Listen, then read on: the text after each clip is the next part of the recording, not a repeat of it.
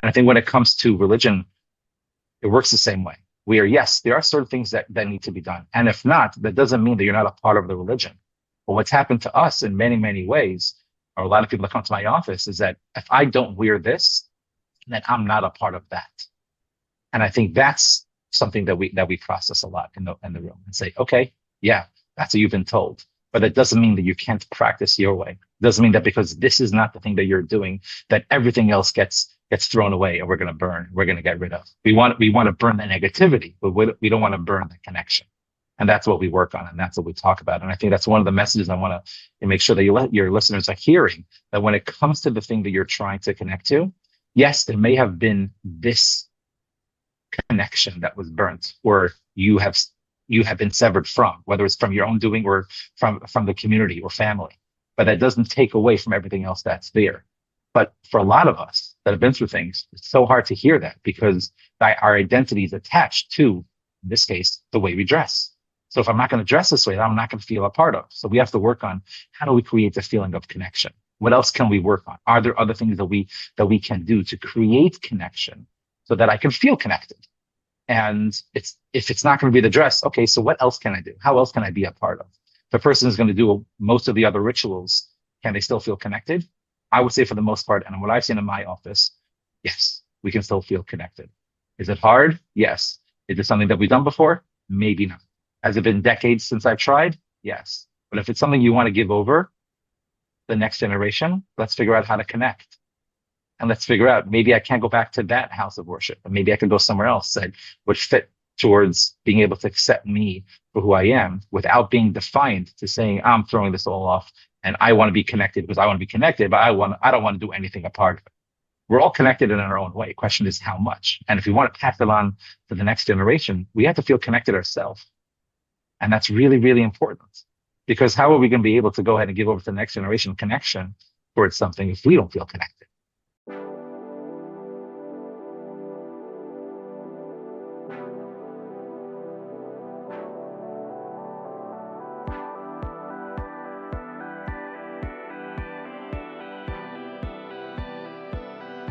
Hello, everyone, and welcome to the Truth That Heals podcast. I'm your host, Ryan Anthony Hernandez, and it is January the 2nd, 2026, my first podcast recording of the year. Hope you are excited. I'm very excited because today we're going to have a very interesting conversation with a coach and a psychotherapist. His name is Chananya Abraham. Chananya? Got it. I got it. Okay, cool. I'm sweating here. So, well, welcome to the podcast. How are you doing today? I'm doing great, Ryan. Happy New Year. Nice to see you. Happy New Year to you and, of course, to the audience. And today, for my first interview, I'm very excited and I'm very open to this because, well, before we even begin, like, what is it that you specialize in? I think that's going to answer why I'm so excited. Okay, so started off as a psychotherapist, but working in this field now for about 16, 17 years. Originally started off in the substance abuse and addictions world, and then transitioned into the trauma world, looking to know where a lot of people's substance use is coming from.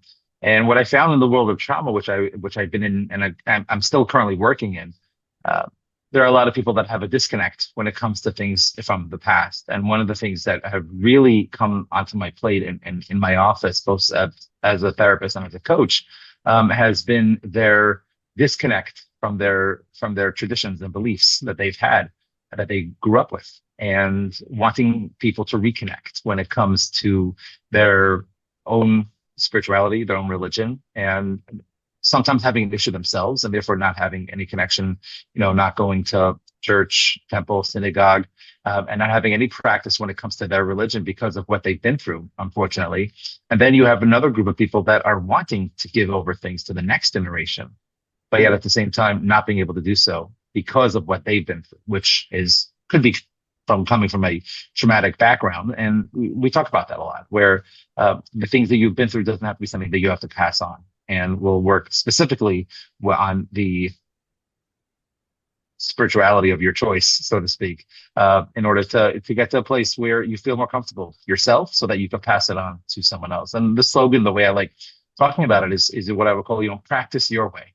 And Mhm. it's really not about being able to, well, I was given this list and all these bullet points, and I have to pass it on this way. Um, there are ways that we can work within your own traditions that you've had, that you grew up with, that it's not being defined if you do things your way. And that's I would say the basis and, like, the elevator pitch of the work that I do.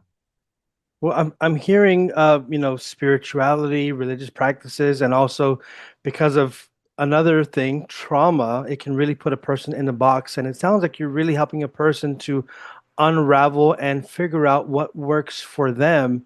But just so we have a clear understanding from the very beginning, uh, would you say, are there any similarities or crossovers between religious trauma, spiritual trauma, or are they just synonymous, meaning the same thing?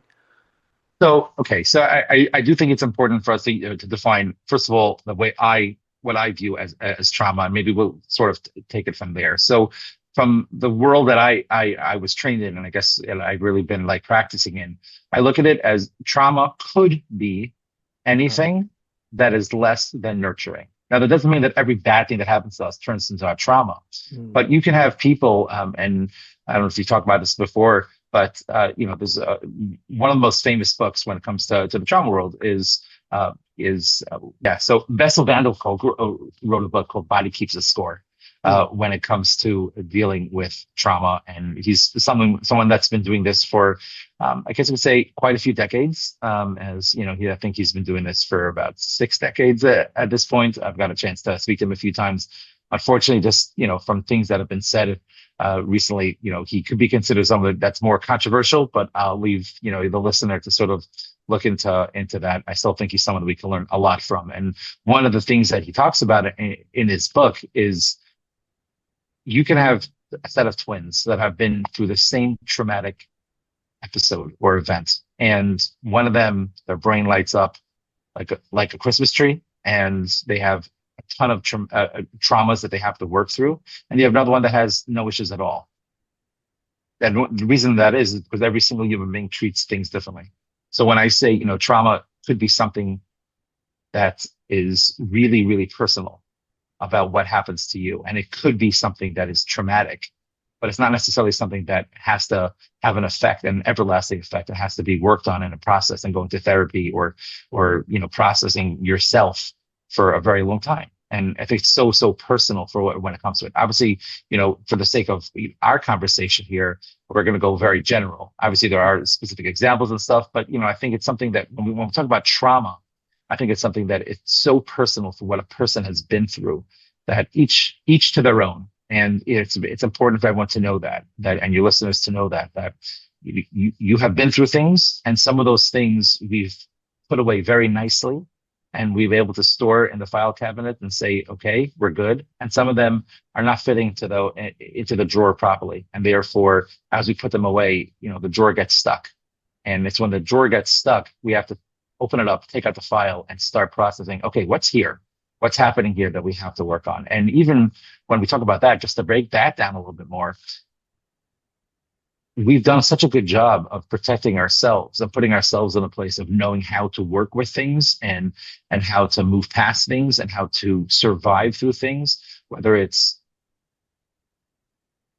just living life, whether it's going to college, whether it's starting a career, starting a family, starting a relationship, that we forget sometimes that, things happen to us, and we sort of never looked into that closet, or we haven't looked there for years and decades. And, it's very, very common for things to come back up and could be affecting us years later. So you can have someone that went through a traumatic event when they were a toddler or when they were a young child, and they did a very good job for a plethora of reasons, from a good support system, good friends, a healthy way of living. And it not until they have a child that same age where those things start coming up again. And the roots were planted maybe decades before, but now it's something that's actually affecting them. I think that's a very, very important point when it comes to talk about trauma. So I know I just said a lot over there, but I want to make sure that everyone is understanding when I talk about trauma, what it is that I mean, and then we can sort of take it from there. when someone experiences trauma, let's say at a very young age, and then that's either suppressed or like put in a closet where they're not looking at it until later on when perhaps they have a child of their own or something comes up. Is it all like it comes back all at once, or would you say it's like little steps? How would you describe it? Very good question. So it really depends on what the situation is and how a person has sort of tucked it away and how a person is dealing with it today. So, let's take an example over here of someone that in the classroom setting, when they were in school, they were made fun of and they gave the wrong answer. So they packed it away because it was really embarrassing, but they were able to, to put it aside because the next day they knew they were going away with their family and it wasn't that big of a deal. And they didn't want to talk about it by the dinner table because they knew that their oldest sibling was going to make fun of them. And mom is so busy packing that she's not going to pay any attention to this. So let's just pack it away. Now here they are 2, 3 decades later and their kid comes home saying the same exact thing. And their first reaction is, you know what, you don't have to raise your hand anymore. Why? Because they know what it's like themselves to have that embarrassment. So instead of dealing with it in the situation regarding what that child needs, because of it resonates with us regarding what we went through, I think that's important to know, like, okay, how am I dealing with this right now in this situation? Now, that doesn't mean all examples of being embarrassed are going to fall under the same category, but every situation is different, and we have to know what's happening there.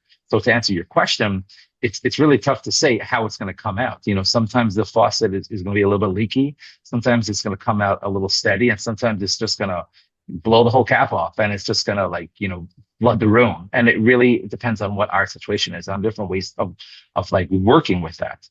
So I think that's like important, to know that it's so personable. Our first step is to be able to ground ourselves and know what's happening, create awareness about how we're dealing with things. Am I pulling back? Am I becoming more reserved? Am I wanting to not think or talk about this? I like to call that in my room the hoodie and headphone stage. That would be freeze for those familiar with the nervous system, where we want to not be involved in it at all. Or we have the complete opposite of that, where we become so on top of the situation where we want to do everything possible. We want to march down to the classroom and scream at the teacher, or make a whole big fuss by the next school board meeting. We want to do so much, and we want to go what would be known as like hyperactive, where we want to go above and beyond. And it's so important for us to know, where are we? What's happening here? How are we gauging this situation to know how to go ahead and deal with it? So that's, the very long answer to your really good question, but it's so hard to sort of say exactly how to deal with it. But it's important to know that every situation is different and every child is different, and every situation is different. So you can have the same thing, how you're going to deal with it with your child when they're in second grade. You're going to deal with it, and you're going to feel it very differently when they're in eighth grade, when they're in high school, when they're in college, or when they're married. So it's really important to know that it's so specific about what that situation is. Well, I think your example is also very beneficial in helping us to understand how each person is different, because you have the example of the parents' childhood where they had an embarrassing moment, but they didn't say anything. They kept it to themselves because of whatever reasons, fear of embarrassment. Mom is busy, don't want to bug anybody. But then 20 years later, we have the example of their child who opens up and says, I had this happen to me today. And then the parent kind of, give it. It sounds like there are parents from this example who have not really, Process. yes, processed what happened and are just uh, continuing that cycle. So now I'm wondering, do you have more children coming to you, more parents, or do you have both children and the parents coming to you? So I advertise myself, and something I talk about is how to like your kids as much as you love them, because we all love our kids. Question is, how much do we like them? And I really want to work on the family dynamic, because I believe, and this is, I think, a personal belief, but also at this point, a professional belief as well. The family is the core of almost everything that we have going on when it comes to issues or things we need to fix and work on. And I think family has to be the focal point of pretty much everything that we talk about when it comes to culture, religion, our nation that we live in, and everything else. I think it's so important for the family to be the core of everything. I love schools. I love therapy. I love, boys and girls programs. Organizations are great. I still think family is the most important thing. So when it comes to working with that, there are different dynamics. There's dealing with the kids. There's dealing with the kids within the family dynamic, and then there's dealing with the parents, and then there's dealing with the family with the parents within the family dynamic. So there's a whole bunch of different areas to go here. What I've seen, I would say more recently in my office, is dealing with the adult within the family dynamic to be able to go ahead and say, okay, what's your role here? And us parents, we have a very, very specific but very important role within family dynamic. And we have to know what that is. And so I would say more recently, to answer your question, it's been a lot more parents when it comes to the things that we're dealing with. I love working with kids, but there's something about working with parents that I find I try to take up a priority for when it comes to working with this specific area. Have you come across where a parent, let's say, brings their child to come see you, but you obviously see that maybe the parent needs a little help? Have you experienced that? And if so, like, how do you come across and maybe invite them for help themselves? Yeah. So I say right away, if you're bringing your kid here, you're very much a part of this.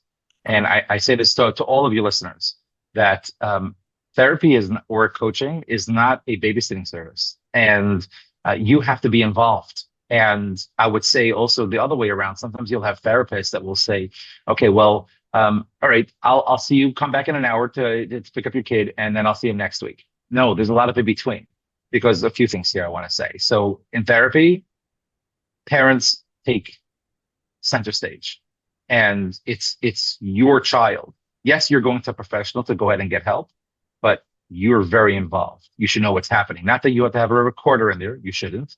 Not that you have to know every single thing that happens within the room. You shouldn't. But at the same time, to know, what are we doing? What's the goal? What happened? Are there things that are important for me to know? So when we talk about the family dynamics, the way I say it is, there's another 6 days and 23 hours to the week, and what you do outside my office is more important than what you do inside my office.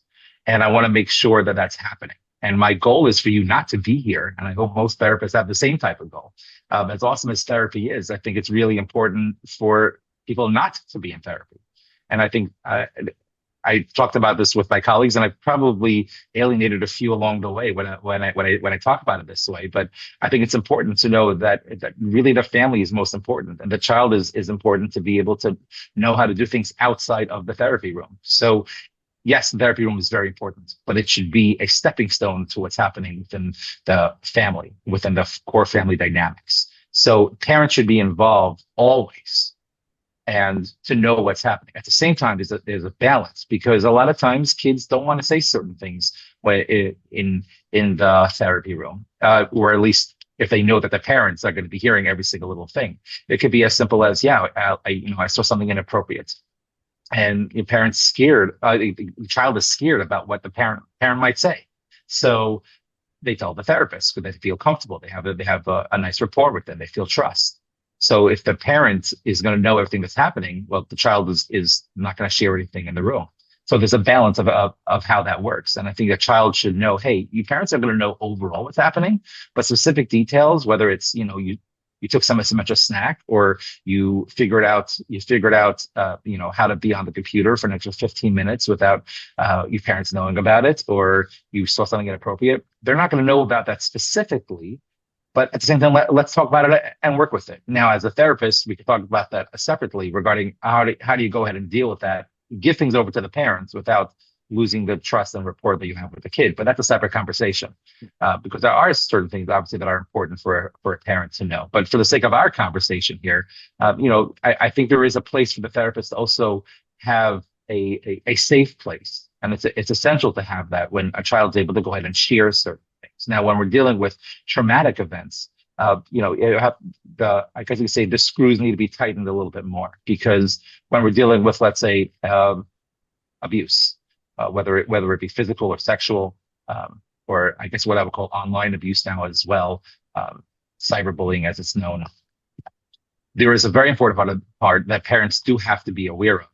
And at the same time, the child should know that, hey, this is a safe place to be talking about this stuff. And what you went through or what you're going through is hell. And it's really hard. And I'm so sorry you're going through that. And I'm here for you. And we could talk about it. And this is a safe place for that.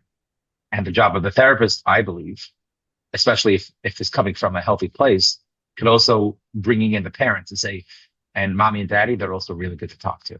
And let's create a place where where it's safe. We want to be able to create a place where the things that we're talking about are important for you to be able to share. Because the more we keep in, it's more throwing stuff in the back of that closet. And what ends up happening over time is, I can't talk about this, or this is a taboo topic in my house, or it's not something I want to get to. So imagine if you threw a dirty pair of socks in the back of the closet. If you leave it there for a long enough time, it's going to smell up the whole closet. And we don't want that. We don't want that internally with our kids. So it's important for everyone to have that collaborative approach when it comes to dealing with something so sensitive and important as this. Well, and it also brings to mind that you are also not only a psychotherapist, but you're also a coach. So I'm just thinking, like, in sports, you have like the referee, you have the coach. But I was just thinking because we're talking about the parents and how you get them involved. It's like, when there's games, like get out there, get involved. But also the reminder of this isn't a babysitting session. It's not like they're passing the buck. But then you also have, or you can have parents who are maybe a little bit too involved, hovering over everything. How do you guide from both angles, the one who is not involved and the one who might be too involved? Like, how do you kind of guide them towards having a healthier balance? Are there any steps or tools that you can share with us today? Oh, that's a great question, Ryan. I would say whoever has the real answer to that, please let me know because you'll become rich and famous if you have the actual full answer to that. That being said, but going back to the original part of your question, I think that's where being the quote unquote coach comes into play, because I think the job of the therapist is to know there's, like you were saying, on a football field, they have special teams, they have offense, defense, they have so many different parts they have to be in control of. And I think that's the job of the therapist to know, hey, yes, we have an issue here. Let's work on this. This is really important because you are an essential part of it. If you're just going to focus on defense, then you're not going to score any points unless you're scoring defensive points, but you're not going to score any points. So it's important to know how to go ahead and navigate through all of that. Now, when it comes to having a parent that's overly involved, I personally, and people can argue with this, and I'm open to having a discussion about it, but this is my own personal experience. I personally like it when a parent is more overly involved because I can sort of control where they're going to be involved in and say, all right, guys, let's board up this leak over here a little bit more, as opposed to when things are the complete opposite. It's harder to get the water flowing and get things going. So I personally find it easier when a parent is on the more side, and then happy to tell them to, like, all right, let's like rein it in a little bit over here and let me do my job. When, as opposed to when you have a parent that's not as involved and having to, coach them into being more involved. So that's my own personal lean on that. But I think the therapist, the coach plays a very important role of navigating the whole field. And it's a constant, and it changes. It changes week to week, or if you're meeting bi-weekly or even monthly sometimes in some situations. I think that's one of the most important things. And as someone that's been doing this for a while, I could say, people ask me, the question I get asked a lot is, what should I be looking for in a therapist? And one of the first things I always say, and make sure your therapist has a therapist. Now, and that's for a lot of different reasons. But the second there is no checks and balances, there is no, I need to learn more, I need to process myself. That's when, I won't call it a red flag, or let's call it a deep orange flag would start coming up. So I think it's important for a therapist to be able to talk things out. Have a group that you're able to be a part of to talk out certain cases. Have a place where you're able to share what's coming up for you in certain situations. As working a lot these days in that in that spiritual and religious trauma world, there are a lot of things that come up for me and for things that I've gone through. And I have to regulate myself when I hear certain words and certain phrases being said, like, oh my God, I could so relate to that. And then I have to make sure that I'm still professional and know that's something that's, yes, it's hitting home and I have a job to do. So there's a balance with, as a therapist of knowing how to deal with things. I do believe it's important to share and to have a sense of knowing what's happening in the room. And there's a difference between, as you say, being resonating and saying and sharing personal stories and having empathy. So you have to know the balance of how to go about doing that. And thank you for bringing up the topic about religious trauma and navigating through that. A question that I did have is, do you ever encounter people who might be afraid to open up? Or, I mean, I don't want to ask for specific examples, but like, because in my experience with dealing with religious trauma, some people whom I've encountered very, very close to me have that feeling that if I do speak about this or I do speak with a professional, maybe I'll lose my entire religious or spiritual identity.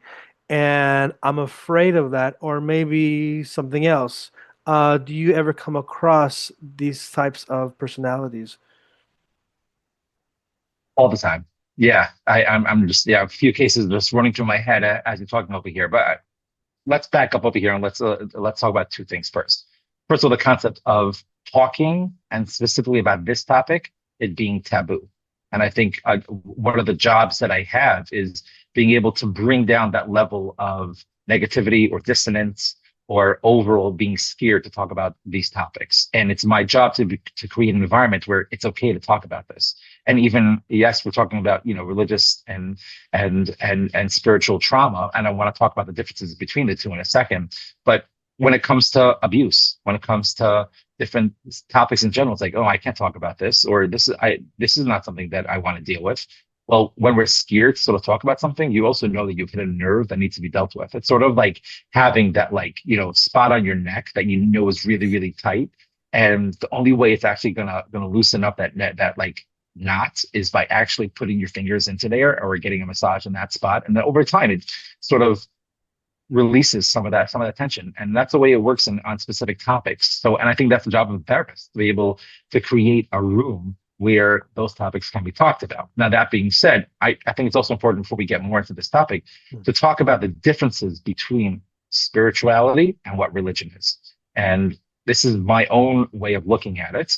I think a lot of it personal and things that my journey that I've been through, but also I think just being in this field and having this in my room a lot and needing to talk about this. When we talk about spirituality and religion, yes, there are a lot of overlap, but there are also differences.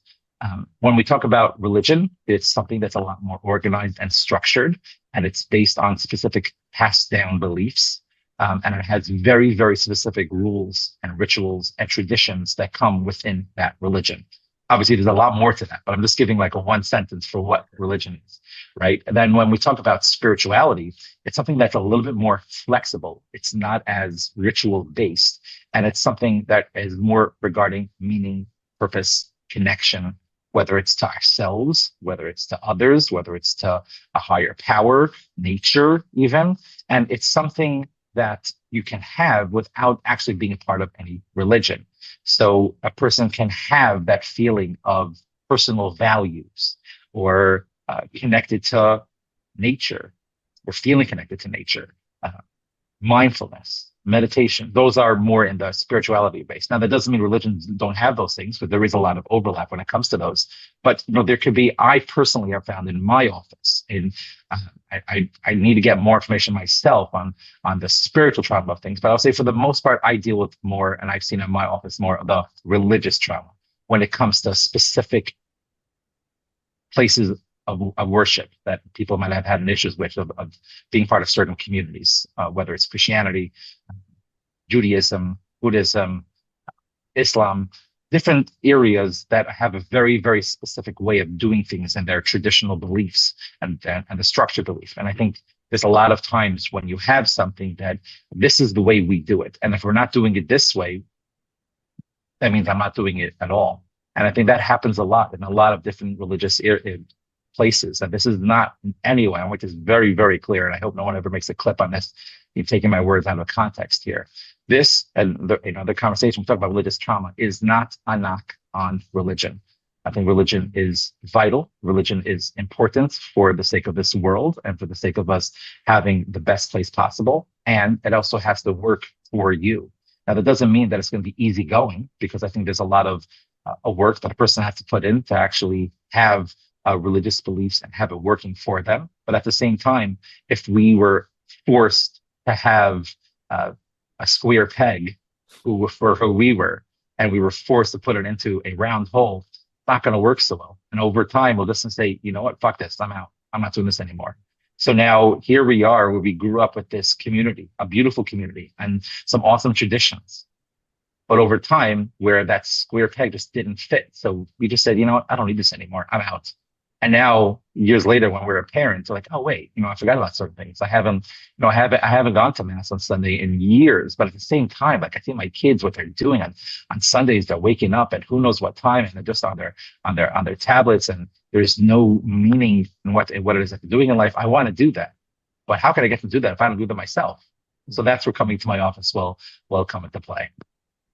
Well, and I think it was good that you also mentioned that you're not knocking down on religion. You're not knocking it down, but also having that awareness of the patterns that one has gone through. And I was just thinking, of course, we've spoken about the family dynamic, but also in religious settings, it's not only the home, but sometimes you have the community that is making some of these topics taboo. And I can speak firsthand, because when I started doing this podcast, you have people, I had people, trying to, hey, amigo, shut up a little bit. And of course it becomes hard. And I had the choice. Am I going to keep on, doing my podcast? Am I just going to give in? But yeah, now another part I wanted to bring up was community. Like, how do you, like, when you're working with people who have gone through their own traumas and they're processing it, you don't have the whole community with you, but what tools can you give to a person to, I guess, push forward or move forward in life, and not let, or even online bullying, not let all of these outside things ruin the inside? Mm. Wow. Okay. So I just want to pause for a second and just go back to what you were saying, and like that inner dialogue that you were having when you're putting things out there, and how courageous it is, but yet also at the same time how hard it is to be able to say, hey, if I continue this, I'm going to lose people.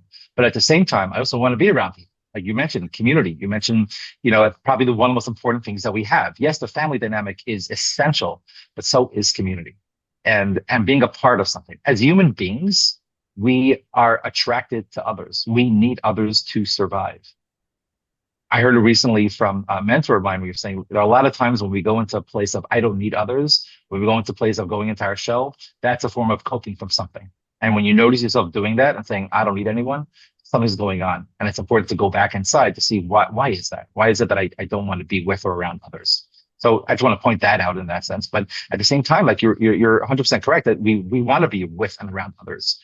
And it's such an important factor for life to be connected to others. And so there's so many different ways to sort of talk about this topic, and we could really talk about this for the rest of our talk. I'll say a few things over here. Being able to find what works for you and finding the community, I could say for the most part from my little experience, is possible, especially nowadays when we have internet, when we have a way to connect with others within our own county, community, state, country, and world. There are so many different ways that we can connect. And, I'm not saying that, go create a new Facebook group or put things out there, but we can use the internet in a way where we can find people that are like us regarding questioning certain things, or maybe having traumatic experience in certain areas, and also to stay a part of a certain community. A lot of times, and what I've seen in my office a lot is, let's give an example of having to dress a certain way. Okay, so I'll be very vague over here as much as possible without, throwing anything or anyone under the bus. And if someone is told by the community, if you want to be here with us, you have to dress like this, you have to wear this. And if you don't, that means you're not part of us. Now, the concept is not just in religion. If someone's playing for the New York Yankees, I'm not a Yankee fan, so I can use them as an example. But if someone's playing for the New York Yankees, you have to wear the blue pinstriped jersey because that's who you are. And if you're going to walk in wearing the light blue and orange jersey, you're coming as a New York Met. That doesn't work if you're a Yankee because you have to dress a certain way, and that's perfectly understandable. If you're going to be in the Army, if you're going to be in the Navy, you have to dress a certain way. You look at at policemen or firemen in your community. They dress a certain way when they're doing their job because that's what is required of them. Now, that doesn't mean everyone has to dress exactly the same. And in the Army, you have different people that dress different ways. They have different ways of showing where they're holding in their own community. And I think when it comes to religion, it works the same way. Yes, there are certain things that need to be done. And if not, that doesn't mean that you're not a part of the religion.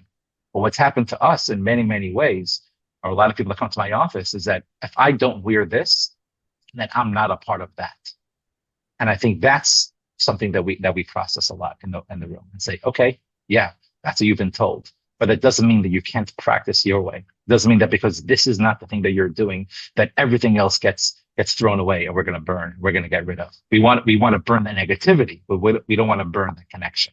And that's what we work on, and that's what we talk about. And I think that's one of the messages I want to make sure that your listeners are hearing, that when it comes to the thing that you're trying to connect to, yes, there may have been this connection that was burnt, or you have been severed from, whether it's from your own doing or from the community or family. But that doesn't take away from everything else that's there. But for a lot of us that have been through things, it's so hard to hear that because our identity is attached to, in this case, the way we dress. So if I'm not going to dress this way, I'm not going to feel a part of. So we have to work on how do we create the feeling of connection? What else can we work on? Are there other things that we can do to create connection so that I can feel connected? And if it's not going to be the dress, okay, so what else can I do? How else can I be a part of? If the person is going to do most of the other rituals, can they still feel connected? I would say for the most part, and what I've seen in my office, yes, we can still feel connected. Is it hard? Yes. Is it something that we've done before? Maybe not. Has it been decades since I've tried? Yes. But if it's something you want to give over the next generation, let's figure out how to connect. And let's figure out, maybe I can't go back to that house of worship, but maybe I could go somewhere else that would fit towards being able to accept me for who I am without being defined to saying, I'm throwing this all off and I want to be connected because I want to be connected, but I don't want to do anything apart of it. We're all connected in our own way. Question is how much? And if we want to pass it on to the next generation, we have to feel connected ourselves. And that's really, really important, because how are we going to be able to go ahead and give over to the next generation connection towards something if we don't feel connected? So that's something that I think is really, really important. Well, thanks so much, Chananya Abraham. We're all connected, but we're not all connected yet because people don't know how to connect with you. So how can they learn more about you and connect? So you can find me online at cuyuatherapy.com. CU is CYUAH therapy.com. As well, you can find me on Instagram. My handle is the Sacred Resilience Coach. You can find some videos there as well. You can DM me. You can talk if this is a topic you want to talk more about when it comes to being able to connect yourself. I'd be glad to hear from you. And now, to wrap things up, I really enjoyed this conversation, but we're coming to the end of our episode. And I'm going to ask you the same question I ask all of my guests, and that is, Chananya Abraham, what is your truth that heals? So for me, I would say it comes down to 3 letters. It's PYW. And what I mean by that is we all can connect, and we all should be connecting, no matter what it is, but practice your way. Do things your way, the things that work for you. Belief is not a costume. Faith is something that is hard to get, but the more we're able to practice, the more we're able to go ahead and do to connect, the faith will come. It's not about the performance. It's about how we live it. And we do that by practicing it our way. Beautiful. Thank you so much. And to the audience, thank you for tuning in. Please share this episode, especially if you know someone who would really benefit from hearing the truth that heals that was shared by our guest today. And if you would like to support this channel, you can do so by subscribing on YouTube, by giving a follow, giving a thumbs up. If you're listening on Spotify or an Apple, please give some stars and even a comment, because that really helps to keep the algorithm going and for other people to keep learning on this podcast. And you can also help me out by buying me a coffee. That always helps me to keep this podcast going. As you see, I don't have any coffee in my hands. So go ahead and buy me a coffee at buymeacoffee.com/truth7. And with that being said, back to our guest. Thank you so much for sharing your awesome knowledge, your work, and for sharing your truth that heals on today's episode. Happy New Year's. Happy New Year. Thank you so much for this opportunity.